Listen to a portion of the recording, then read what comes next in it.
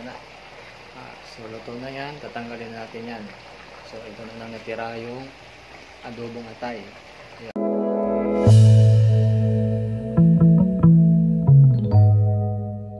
So ngayon mga tol, andito tayo ngayon. Magluluto tayo ngayon dito. Ayan.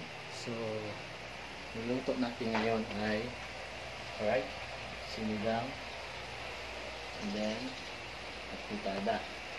Ayan. Sinasalang pa lang mga tol. So ngayon ang ingredients naman ng sinigang ay ito. Yan. So paluto na yan. So next ay adobo atay. So ito naka-ready pa lang yan mamaya. So ito sa apritada naman, ayan, nasikaso ko na.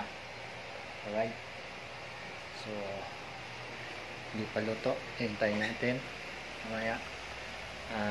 Ito yung sinigang ay ilalagay na lang yung mga gulay. Sinigang na baboy.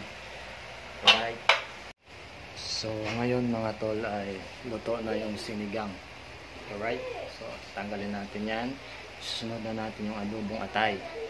And ito, afritada, nilalaga pa. So hintayin natin maya.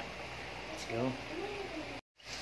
Alright, so nagigisa na tayo para sa atay na naman na adobo natin. Ayan pa rin, afritada, law pa. Ayan, alright. So ayan na, nandito na yung atay.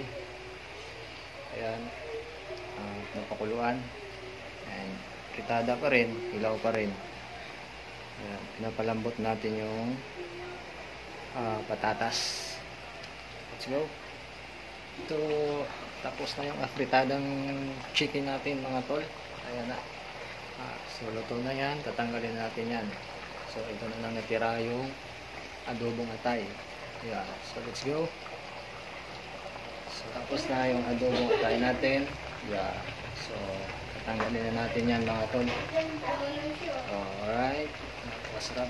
Tapos na. Let's go.